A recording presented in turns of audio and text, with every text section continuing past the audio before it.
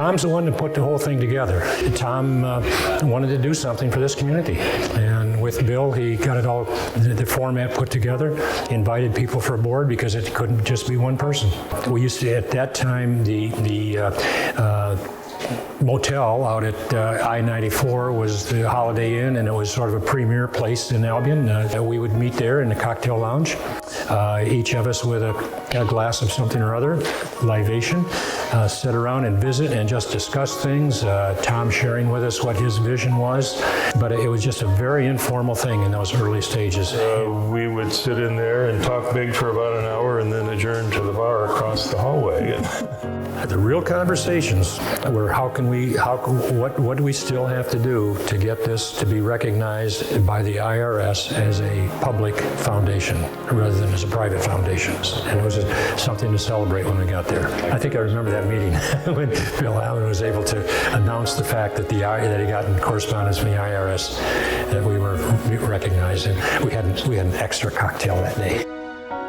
I was chosen for the board in 1973, I'm sure at the recommendation of Blair Bedient, who was then my employer. He was the publisher of the Albion Evening Recorder, which we had in those days. He was one of the original 9 trustees, but the decision was made at some point to set up a rotation, and so he was the first trustee to rotate off, and I was the first new person to rotate on.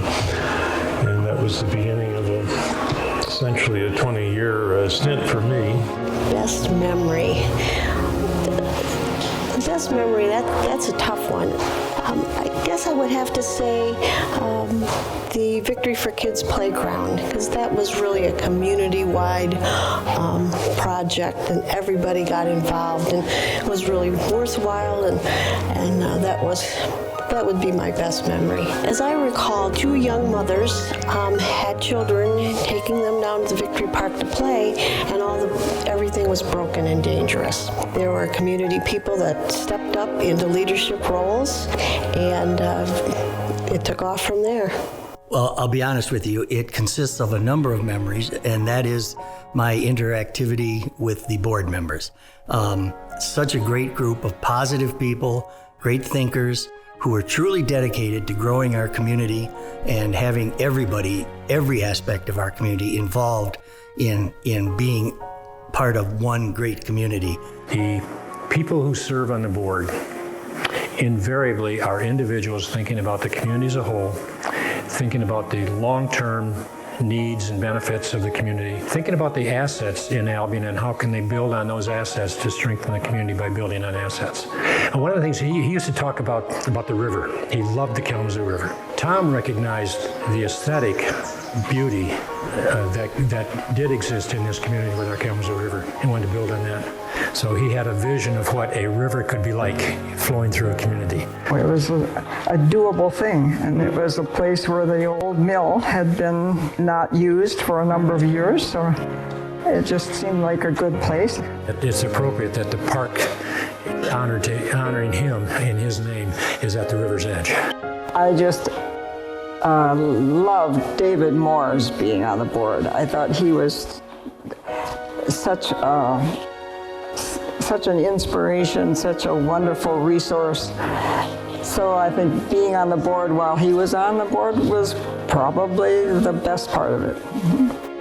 Having a female as chair at the time, Karen Dobbins, I think that she, in my opinion, was a person that I admired her leadership style. The first time the bank came over to show us the spreadsheets, I am looking at this and thinking I am in way over my head. And Gardner Lloyd, the brother of Tom Lloyd, leaned over to me. He could see he goes, "That's okay, Marcia, I don't understand it either." Which I do not believe to be true, but it did make me feel better. The Community Foundation was very instrumental in a driving force to bring back and restore the Bohm. It's neat to come downtown now and see the Bohm lit up, because it reminds me when I was a kid when I used to go to the Bohm, and now that I'm an adult I can go back again. I came to Albion College as a freshman in 1953. I'm sure that part of my life was the largest influence on loving Albion as a college and a town. After I married, I lived in Albion another 20 years, raised my children there. So it was just a perfect size of town. I could ride my bike everywhere and put the kids on the back end. And so it was all the personal things about Albion, the city, that have remained with me all my life. There's no way I can not love Albion. Ask me if I've lived here all my life. You lived here all your life? Not yet.